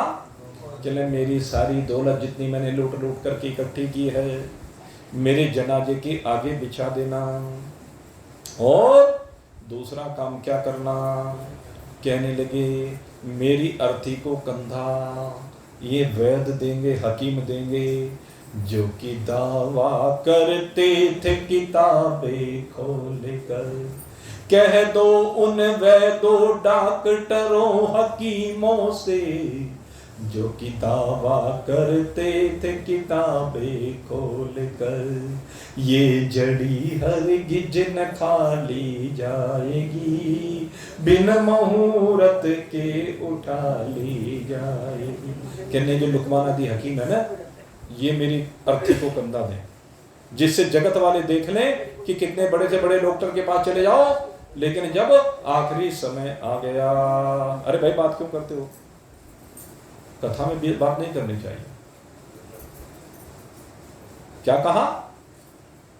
कहने लगे जो बड़े बड़े डॉक्टर दावा करते हैं किताबें खोलकर, मैं ठीक कर दूंगा, मैं ठीक कर दूंगा। ठीक करने वाला कोई नहीं है। जब तक प्रारब्ध की चाबी भरी हुई है तब तक खिलौना चलता रहेगा, और जैसे ही प्रारब्ध की चाबी खत्म हो गई, खिलौना चलना। आप देखते हैं ना, बच्चों के लिए आप घर में खिलौने लाते हैं, वो चाबी वाला, चाबी भरते हैं, वो आगे दौड़ता है। कितनी दूर तक दौड़ता है? जितनी चाबी भरी। जितनी चाबी भरी राम ने उतना चले, खिलौना तो उतना ही चलेगा। तो सिकंदर की समझ में बात आ गई। ये हकीम लुकमान भी कुछ नहीं कर पाया, तो मेरी कंधे अर्थी को यही कंधा देंगे। और तीसरी बात क्या कही? कहने लगे मेरे हाथ अर्थी से बाहर निकाल देना, जनाजे से बाहर निकाल देना और मुट्ठी खोल देना। क्यों? कहते हैं जिससे ये जमाना देख ले कि ये सिकंदर लूट लूट करके जिसने सारी दुनिया का धन अपने घर में भर लिया न, वो सिकंदर भी जब इस दुनिया से जा रहा है तो इस सारे का सारा यहीं पर रह जाने वाला है? यही तो है। मुट्ठी बांधे आए जग में, हाथ पसारे जाओगे, हाथ पसारे जाओगे। साचो तेरो राम नाम, साचो तेरो नाम। झूठे हैं दुनिया के धंधे, साचो तेरो नाम, साचो तेरो राम नाम, साचो तेरो नाम। जी हाँ, एक सच्चा तो परमात्मा ही है, बाकी सब निपट जाने वाला है। तो जर सिकंदर का यहीं पर रह गया, मरते दम लुकमान भी ये कह गया, ये घड़ी हरगिज न टाली जाएगी, बिन मुहूर्त के उठा ली जाएगी। क्यों हो रही गुलगुलों पर यूं निशान, क्यों हो रही गुलगुलों पर यूं निशान। सामने खड़ा सैयद होशियां, मार कर गोली गिरा ली जाएगी, बिन मुहूर्त के उठा ली जाएगी। जब तेरी डोली निकाली जाएगी, बिन मुहूर्त के उठा ली जाएगी। अरे क्यों बनाया है तूने यहाँ पर आसियां, है मिला तुझको किराए का मकान। ये शरीर जिसमें तुम बैठे हुए तुम्हारा किराए का मकान है, एक दिन छोड़ के जाना पड़ेगा, ये तुम्हारा अपना नहीं है। क्यों बनाया तूने यहाँ पर आसियां, है मिला तुझको किराए का मकान।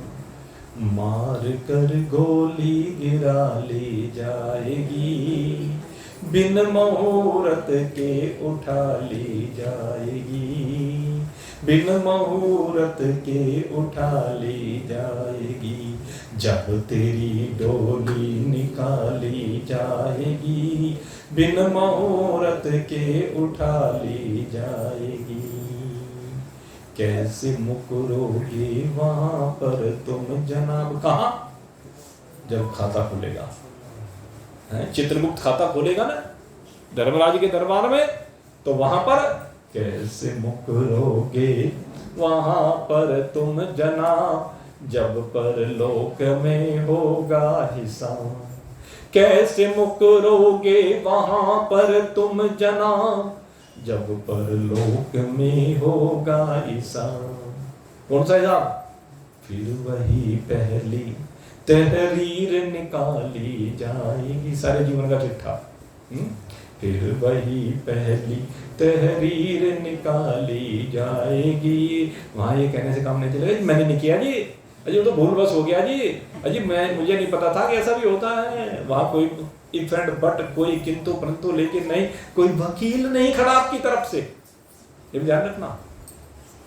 कोई वकील, कोई जज, ये जो यहाँ के पैसे लेकर के बचा देते हैं ना, वहां कोई बचाने वाला नहीं। वहां तो बस खाता खुला और डंडा हाथ में है यम के, यमदंड, और बजना शुरू हो गया। वहां कोई नहीं रोकने वाला, वहां कोई कुछ नहीं कर सकता।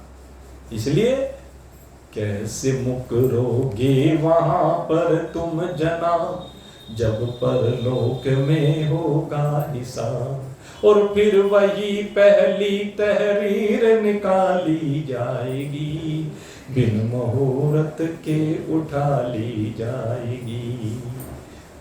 अब इसका जवाब देते हैं। एक तो यह जिनको लेने के लिए यमदूत आते हैं, एक दूसरा और भी है, जिनको लेने के लिए भगवान आते हैं, भगवान के पार्षद आते हैं। वो कहता है जिसने सत्य का जीवन जिया है, पहले उसकी बात करते हैं। जिन्होंने यहाँ पर परोपकार का जीवन दिया है, जिसने यहाँ दान देते हुए जीवन को जिया है, जिसने यहाँ संयम करते हुए जीवन को जिया है, जिसने यहाँ किसी का भी अहित ना करते हुए जीवन को जिया है, कभी किसी को कष्ट नहीं दिया, ऐसे लोग वो कहते हैं कहाँ बनाया है मैंने यहाँ पर आसियां, कहाँ बनाया है मैंने यहाँ पर आसियां, है मिला मुझको किराए का मकान, है मिला मुझको किराए का मकान, और कोठरी नूतन चिना ली जाएगी। जाता है शरीर जाए तो कि नई कोठरी अगर आगे भगवान ने पहले ही तैयार करके रख रखी है, और मेरे लिए बढ़िया कोठरी तैयार कर रखी, क्योंकि मैंने अच्छे काम किए। जो यहाँ से अच्छे काम करके जाता है उसके लिए अच्छी कोठरी तैयार होती है, और जिसने बुरे काम कर रखे हैं उसको कुकर सूकर की कोठरी में डाल देते हैं। हाँ, सत्य बात है, हंस लो। गुरुजी भाई हंस रहे हैं, अब गुरुजी हैं तो कुछ भी कर सकते हैं भाई, हमने भाई उनके डंडे खा रखे हैं। हाँ, तो इसलिए जो है भाई गुरु तो गुरु है, ऑलवेज बॉस है। तो वो इस स्थिति को देख करके हंस रहे हैं। क्यों? क्योंकि शुभ कर्म, वो शुभ कर्म कह रहे हैं कि कोठरी नूतन चिना ली जाएगी, मेरा क्या बिगड़ेगा खाली जाएगी, क्योंकि मैं तो इस कोठरी को पहले ही छोड़ चुका हूँ, इसलिए मेरा क्या बिगड़ेगा खाली जाएगी, जब मेरी डोली निकाली जाएगी, मेरा क्या बिगड़ेगा खाली जाएगी। और जो किसी महान पुरुष की शरण में जाकर के, ब्रह्मनिष्ठ ब्रह्मवित्त महान पुरुषों की शरण में जाकर के, मेरे गुरुदेव जैसे दिव्य महान पुरुषों की शरण में जाकर के जिसने ब्रह्म ज्ञान को प्राप्त किया है, वो क्या कहता है? वेदांत रूपी औषधालय है यहाँ, जहां जाकर के वेद भी कह देते हैं कि बस नेति नेति नेति, ये है वेदांत का औषधालय। ऐसे औषधालय में जाता है, वेदांत रूपी औषधालय है यहाँ। रोज इसी का ज्ञान यहाँ पर दिया जाता है, तो कथा चल रही है, लेकिन प्रतिदिन इस वेदांत का ज्ञान प्रदान किया जाता है। ये वेदांत का औषधालय है, और इस वेदांत के औषधालय में आकर के जो भी अमृत रोटी बूटी पीते हैं वो अमर हो जाते हैं, जन्म मरण के चक्र से बाहर निकल जाते हैं, मृत्यु उनको छू भी नहीं सकती, कोई स्पर्श नहीं कर सकती मृत्यु उनका। वेदांत रूपी औषधालय है यहाँ, पी करके अमरता की जड़ी, पी करके अमरता की जड़ी, मौत को भी चेरी बना ली जाएगी, और मेरा क्या बिगड़ेगा खा ली जाएगी, खा ली जाएगी। इसलिए मेरे मित्रों, ब्रह्मदेव से झुकना सीख लीजिए। अब ब्रह्मदेव तो झुक गए, लेकिन मधुर कैटब झुके नहीं, अकड़ रहे हैं, अहंकार हो रहा है, ढूंढ रहे हैं, कहने लगे हमारे साथ कौन युद्ध कर सकता है, देखें। और आखिर होते होते, ढूंढते ढूंढते उन्हें क्या देखा कि जल में, योग निद्रा में भगवान सो रहे हैं। और भगवान को सोते हुए देखा जा करके, अरे कौन पड़ा सो रहा है। भगवान को उठा दिया। उठ गए भगवान, देखा, कौन हो? कि मधु कैटब है। तुम कौन हो? कहने मुझे तो पता नहीं मैं कौन हूं भाई, तुझे तो पता है। कहने हमारे साथ युद्ध करो। भाई ये अजीब महाभारत है, महाभारत ही तो हो रही है कि युद्ध करो। अरे भाई क्यों युद्ध करो, मेरी तुम्हारे से क्या शत्रुता है? कहने नहीं, हमारे साथ युद्ध करना पड़ेगा। अब वो कहने लगे अच्छा भाई, अब नहीं मानता तो चल भाई। अब भगवान नारायण उठ गए और उठ करके अब खूब गुत्थम गुत्था शुरू हो गई, खूब युद्ध होने लगा जम करके। और थोड़ा बहुत युद्ध नहीं हुआ भाई, बहुत लंबा युद्ध हुआ। बस भाई क्या बताएं, 5000 वर्षों तक युद्ध होता रहा। और भगवान ने देखा भाई ये तो ऐसे मरने वाले नहीं। चिंतन करने लगे क्यों नहीं मर रही है, लेकिन अब लड़ेंगे, चिंतन करें। तो खैर वो कहने लगे भाई ऐसा है, देखो तुम लोग तो क्या कर रहे हो दोनों भाई, कभी एक लड़ लेता कभी दूसरा लड़ लेता, युद्ध के नियम होते हैं भाई। तो तुम तो अपनी थकान उतार लेते हो, 5000 साल से अकेला तुम्हारे साथ लड़ रहा हूं। इसलिए एक काम करो भाई, देखो मैं थक गया हूं, थोड़ा सा मुझे विश्राम कर लेने दो। अब इतनी लंबी लड़ाई हो गई। अब इतनी लंबी लड़ाई होने के बाद वो कहने लगे चल चल ठीक। अब उनकी भी कोई शत्रुता तो थी नहीं, वो तो अपने बल की वजह से, उसके अहंकार के कारण से लड़ रहे थे। अब भगवान विश्राम करने लगे और विश्राम करते हुए उन्होंने ध्यान लगाया, कहने लगे दोनों हैं कौन है, देखो जरा ये आए कहाँ से। मैंने तो अभी सृष्टि का सर्जन भी प्रारंभ नहीं किया, केवल ब्रह्मदेव को प्रकट किया, ये कहाँ से पैदा हो गए। और देखा, ध्यान लगा कर, हो ये तो मेरे से ही पैदा हो गए और मेरे से पैदा होकर मेरे ही साथ लड़ रहे हैं। कोई बात नहीं, पर इनके पास ये शक्ति आई कहाँ से। तो क्या उन्होंने ध्यान लगाया, और ध्यान लगाकर देखा क्या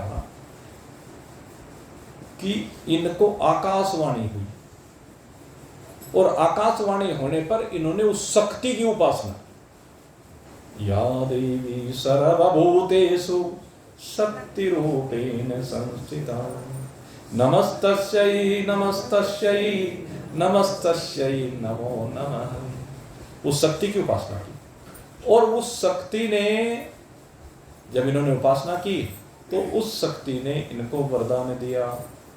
वो साकार शक्ति नहीं है, निराकार शक्ति है, भगवती। उसने इनको वरदान दिया। इन्होंने कहा कि हम अमर हो जाएं, ये वरदान दो कि नहीं, इस सृष्टि में जो भी पैदा हुआ वो अमर नहीं हो सकता, एक दिन जाना पड़ेगा।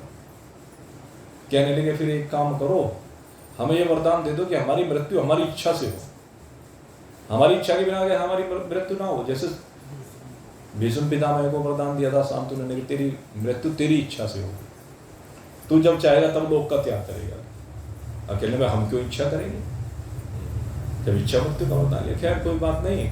अब भगवान ने देखा, अच्छा, अब भगवान ने अपनी मोहिनी माया का प्रयोग किया, और मोहिनी माया का प्रयोग करने के बाद फिर से युद्ध प्रारंभ करने के लिए आ गए। कहने लगे भाई तुम युद्ध करना चाहते हो, ठीक है कोई बात नहीं, करेंगे युद्ध, पर भाई तुम्हारी युद्ध कला देख करके मैं भी मोहित हो गया। भगवान ने अपनी मोहिनी विद्या का प्रयोग करना शुरू कर दिया। तुम्हारे युद्ध को देख करके मैं मोहित हो गया। अरे इतने बलवान मैंने कभी देखे ही नहीं, इतनी बार सृष्टि के निर्माण हुए लेकिन कभी इतना बलवान योद्धा नहीं देखे तुम्हारे जैसे। कहने जो मुझे भी थका दे, इसलिए मैं तुम्हारे पर बहुत प्रसन्न हूं। इसलिए मैं चाहता हूं कि तुम कुछ वरदान मांग लो। बड़ा आया वरदान देने वाला, थका तू, थकाया हमने, बलवान तू कि हम। कहने में बलवान तो आप ही हो, क्योंकि मैं थक गया, तुम नहीं थके। कहने अच्छा, मान लिया तुमने कि हम बलवान? कि हाँ हमने तो मान लिया भाई तुम बलवान हो। कहने लगे अच्छा, तो हमें बलवान मानते हो तो चलो हम भी तुम पर खुश हैं। कहने अच्छी, बड़ी अच्छी बात है, खुश हो तो बोलो क्या कहना चाहते हो। कहने तुम हमारे से वरदान मांग लो। अब उल्टा हो गया, अब मधु और कैटअप कह रहे हैं कि तुम हमारे से वरदान मांग लो। कहना ठीक है भाई, तुमने नहीं मांगा कोई बात नहीं, मैं तो मांग लेता हूँ भाई, मैं तो छोटे बाप का बन लेता हूँ, मैं तो याचक बन करके बलि के यहाँ भी चला गया, तीन पर भूमि मांग रहा है, मैं तो याचक बन जाता हूँ, इसीलिए कोई बात नहीं, मैं याचक बन जाता हूँ, बड़ी अच्छी बात है। कहने जो मांगूंगा वो दोगे? कहने लगे हाँ जरूर देंगे। कहने तो मुझे वरदान दो। कि क्या वरदान दें? कि तुम दोनों मेरे हाथ से मारे जाओ। अब वो तो बड़े परेशान हो गए, कहने लगे क्या किया दिया इन्होंने कि हम इनके हाथ से मारे जाएंगे। अब तो कहने लगे ठीक है कोई बात नहीं, लेकिन भाई वरदान तुमने भी देने को कहा था।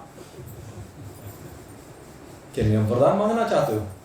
कहना हाँ हम भी चाहते हैं कि तुम हमें वरदान दे दो। कहने क्या वरदान? कहने लगे मैं तुम्हारे हाथ से मर जाएंगे हम दोनों। लेकिन उन्होंने देखा सर्वत्र जल ही जल, जल के अलावा कुछ है नहीं। कहने लगे हमें जो है किसी भूमि पर मारना, सुविस्तृत भूमि पर मारना। भगवान कहने लगे एवं अस्तु, ऐसा ही होगा। अब भगवान ने वरदान दे दिया, और जब भगवान ने वरदान दे दिया अब वो सोचने के मारेगा कहाँ, ये हमारे जाल में फंस गया था। और उसी समय भगवान की माया को नहीं जानते हैं, भगवान के विराट स्वरूप को नहीं जानते हैं। भगवान ने क्या काम किया? अपनी जंघा का विस्तार किया, और जंघा का ऐसा विस्तार किया, ऐसा विस्तार किया कि जल में थल प्रकट हो गया, इतनी विशाल जैसे भूदेवी प्रकट होती। अब उसको बढ़ता देखकर वो भी बढ़ने लगे, लेकिन उनके बढ़ने की एक सीमा थी। सुरसा के मुख की तरह वो भी बढ़ते गए और भगवान की जंघा भी बढ़ती चली गई। आखिर उन्होंने समर्पण कर दिया और अपने शीश भगवान की जंघा पर रख दिए। भगवान की जंघा पर जब शीश रखे, भगवान ने माँ भगवती की शक्ति का आह्वान किया कि ऐसे नहीं मरेंगे। इसीलिए आपने देखा होगा कि जब माँ भगवती की आरती करते हो, शुंभ निशुंभ विदार महिषासुर खाती आती है ना बात। और ये क्या नाम, मधु कैटभ दो मारे सुर भय ही नहीं करे, आता है ना। तो ये मधु कैटभ को मारने वाली कौन है? वहाँ भगवती का वर्णन है। लेकिन अब भगवान नारायण अपने सुदर्शन चक्र को आगे लाते हैं, उसका आह्वान करते हैं, और उसी में माँ भगवती की शक्ति आकर के विराजमान होती है। माँ भगवती की शक्ति आकर के उसमें विराजमान हुई। भगवान ने सुदर्शन चक्र को छोड़ा और उन दोनों के सिर वहीं पर कट गए। और उसके अंदर से, क्योंकि इतने विशाल शरीर हो गए थे, उसके अंदर से बहुत सी चर्बी निकली, मेदनी, मेद कहते हैं, मेद निकला। वो चर्बी सारे समुद्र में फैल गई, और वो मेद ही कहते हैं ये पृथ्वी बनी फिर मेद से।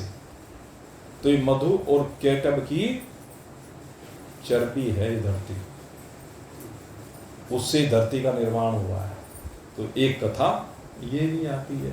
लेकिन भाई जाना तो एक ना एक दिन शरीरों के बाद जब हम करते हैं तो सबको पड़ता है, लेकिन आत्मा अजर है, अमर है, अविनाशी। इस अजर अमर अविनाशी आत्मा को हम अनुभूत करें। और अब भाई समय हो गया है, समय तो अपनी गति से बढ़ता है। कल फिर आपकी सेवा में उपस्थित होंगे। पंचम दिवस स्कंद माता का है, और परसों छठा दिवस माँ कात्यायनी का है। परसों माँ कात्यायनी की महिमा का वर्णन आपके सामने विशेष रूप से किया जाएगा। उनकी कथा जरूर हम आपके सामने रखेंगे, क्योंकि अब हमारे नगर में अति शीघ्र माँ कात्यायनी जी का दिव्य भव्य अलौकिक मंदिर बनेगा जिसमें वो माता आकर विराजमान होंगी, तो हम परसों उनसे प्रार्थना करेंगे उस मंदिर के लिए विशेष रूप से कि वो आकर के विराजमान हों उस मंदिर में। और इसलिए परसों उनकी छठा दिन है ना माँ कात्यायनी का, तो परसों माँ कात्यायनी की कथा आपको सुनाएंगे। कल आपको जो कथा सुनाएंगे इस परीक्षित की कथा को आगे बढ़ाएंगे, क्योंकि इस परीक्षित की कथा को आगे बढ़ने पर ही भगवान वेद व्यास जी इस श्रीमद् देवी भागवत की कथा को सुनाते हैं। कब सुनाई, कैसे सुनाई? कहते हैं बाप ने तो श्रीमद् भागवत कथा का श्रवण किया था, लेकिन उनका बेटा जन्मेजय वो भगवान वेद व्यास से इस श्रीमद् देवी भागवत की कथा का श्रवण करता है।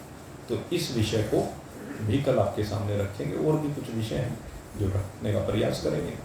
और वैसे तो भाई रोज जो विषय रखे जाते हैं वो आपके विषय रखेगा, मुख्य विषय तो वो है जो आपके अंदर के विष को बाहर निकाल करके आपके अंदर अमृत का कलश आपके हृदय में भर दे। ऐसे विषय आपके सामने रखे जाते हैं और वो आपको निर्विषय बनाते हैं, वो आपको निर्विशेष रूप से एक अकेले ब्रह्म रूप से विराजमान करते हैं। आप सभी के लिए बहुत बहुत शुभकामना करते हुए अब यहीं पर आज के सत्संग को विश्राम दे रहे हैं। बोलिए सच्चिदानंद भगवान की।